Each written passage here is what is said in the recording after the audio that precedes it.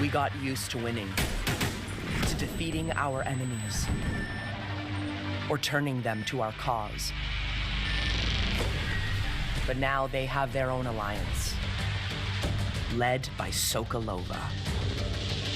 And if the mastermind of the Black Tusk is coming to Washington, it will be to eliminate the division. That's why she needs Stovepipe. They don't care about the cost. Only who wins.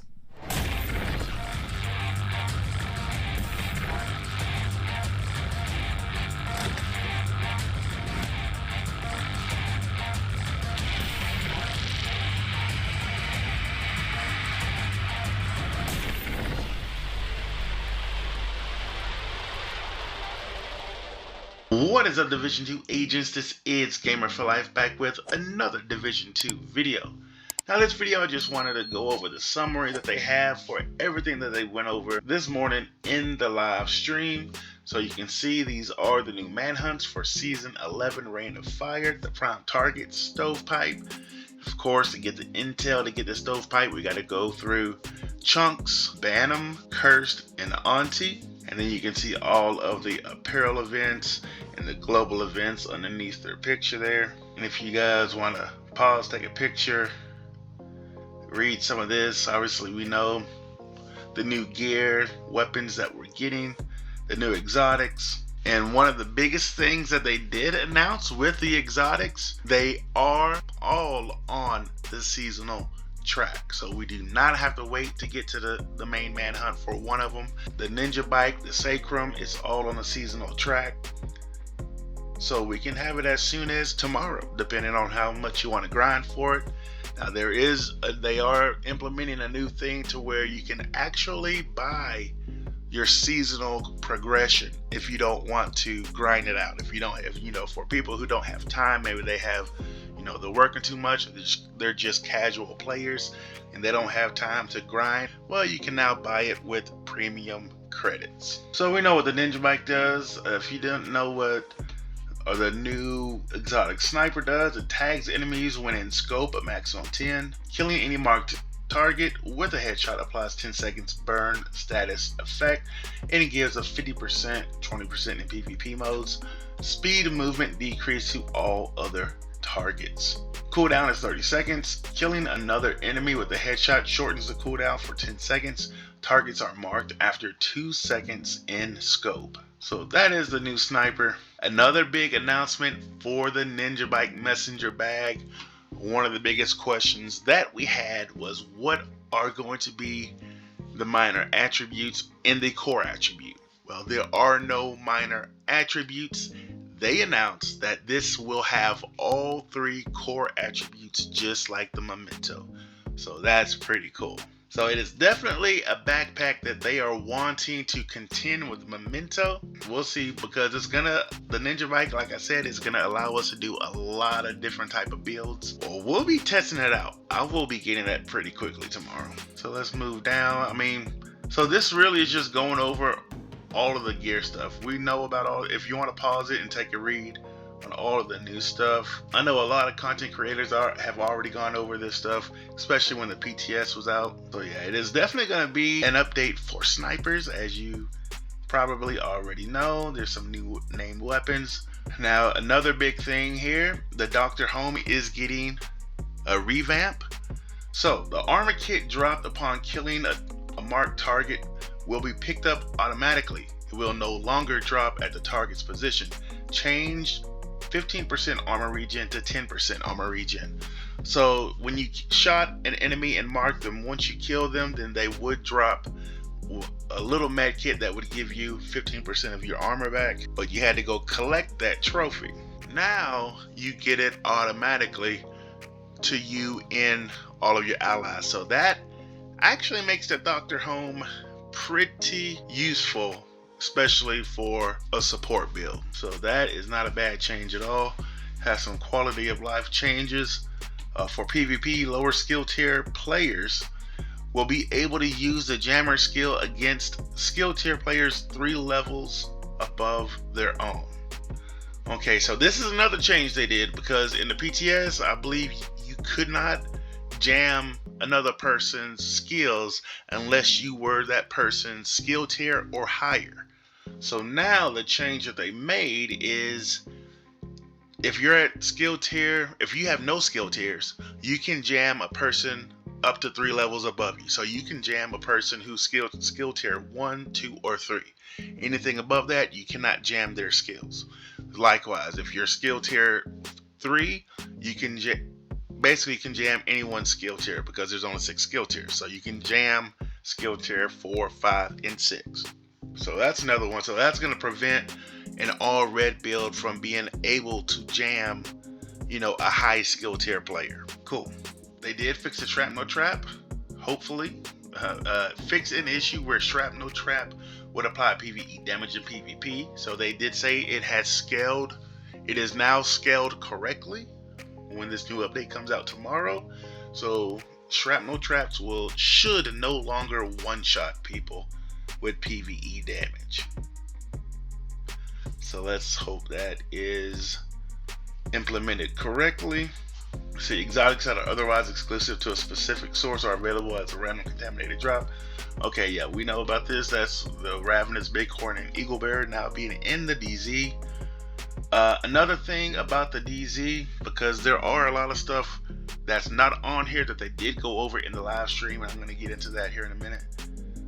But one thing is the contaminated loot or the non-contaminated loot, because right now in the DZ, if you're someone who's been in the DZ farming or whatever, you always notice that the targeted loot has not been contaminated for most of season 10 or all of season 10. I'm not sure, but season 10, it has not been contaminated, and it's something that they said they're going to go ahead and just keep it like that for right now.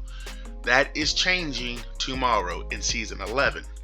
So everything, no matter if it's targeted loot or not, it is all going to be contaminated, and you're going to have to extract everything that you get in the DZ out. So again, that is, the targeted loot will now be contaminated from season 11 moving forward. And then this is just a lot of little changes here, a lot of fixes. If y'all want to pause and take a look at those. We do have some new apparel events coming up. Necessary Tactics features 6 outfits collect alongside completion rewards such as 3 new masks, and of course showing you how you can get the keys for the apparel caches. 1 free key granted to all players. Shade leveling, 1 key for every 4 shade levels. Direct purchase with premium credits. And if you have season 11 pass owner, you'll be granted 3 extra keys. And of course, the season pass is going to be 1,000 premium credits. So when you'll see in the seasonal track, you'll have a track above and below. Below is the premium track. Now the pass on top is, you're going to get all of the new gear pieces that are coming in with the season, the 2 exotics and all that good stuff. That's going to be completely free. You don't have to pay for that. What you have to pay for, premium track rewards, will be 12 new weapon skins, 11 new gear dyes, and 2 new face masks, 1 available as the level 100 reward. So, and you can see it's just giving a picture of one of the weapon skins. Okay, so that's basically the rundown of season 11, what you just saw there. Now, some of the things that obviously they talked about on the live stream that is not on this page. One is the crashes on PC being addressed. They're going to be, basically what they're doing is adding a small team specifically focused on fixing all things live. Basically securing that the live part of the game is running as smooth as possible. They're actually hiring a team that is going to be specifically focusing on that aspect. So hopefully that helps with the PC crashes. That's going to be something that's going to be implemented soon. Of course, they have to hire the people first, get a team in there and get that going. So that is something that's going to be hopefully coming sooner than later. Also, Daria did ask about the spec revamp, which at this moment there are no details about it. It is something that they are going to be looking at into season 5. So once season 5 gets closer, then they'll have some more information about that. And that's the revamp on the specializations for anyone who needs that clarification. Also, the compensation caches. There are some players who are reporting that they have not gotten their compensation cash, and they did want everyone to know that they are working on a fix for that. You don't have to send any more tickets in or anything, because they know about it and they are in the process of getting the people who did not receive their compensation cash, fixing that problem for them. Also, they did talk about the game mode Descent. They said one change they are making is that it is going to be co-op from the beginning. He did mention that it eventually was going to be co-op, but they are making it to where it is co-op automatically. You can play with up to 4 people, and it's going to be first available in the PTS for year 5. Also, the ETF, the community has been asking about the ETF, if it's still going to happen, and they did confirm that it is on track to happen very, very soon. So that is something that is still happening. I'm sorry, I'm just going over the notes that I took when watching this. And then the XP overhaul. Okay, so this is an interesting one. What they want to do is make it to where the XP that we get in the game from any of the activities is worthwhile. They want you to be able to do the activities that's closest to you, not the activities that give you more XP. So what they're doing is they're changing how much XP we're getting. So they're going to up the XP that we get from certain activities, and then other activities they're going to decrease to make it more balanced. So and he did mention that, you know, to make it where you don't have to keep resetting your map. And we all know what he's talking about there is the resource convoys just gives you so much XP that you basically, when you're really doing XP farming without, you know, any of those loot caves that some people will find, it's the resource convoys is the best way to get the XP. So that's why you do the resource convoys, and then if you don't see any more on your map, you reset your map and more will appear. So that's one thing that they're wanting to fix. It is not coming tomorrow. This is something I think will be implemented in year 5. So I mean, that's fine, because honestly, you get halfway decent XP from some of the lower activities anyway. So if they're gonna upload the XP there, doing a territory controls takes no time. You only have one wave that comes out. Once you take the first wave out, you only have 2 waves basically you have to take out. I definitely will welcome that change. So yeah, that's pretty much it. Just wanted to get that information out to you guys. Tomorrow is gonna be a fun day. I will be on here first thing in the morning, grinding the hell out of this game to get that NinjaBike. That way I can start making some interesting builds, hopefully some interesting builds, and it's gonna be a lot of fun, man. Yeah, let's get grinding, let's get these builds going. And again, as always, I appreciate all the love you guys are showing me on the channel. It's awesome that you guys are coming on this journey with me, and you know, we're just gonna keep grinding and keep doing what we're doing. Hope you guys are doing good, staying safe out there, and as always, my friends on YouTube, take it easy.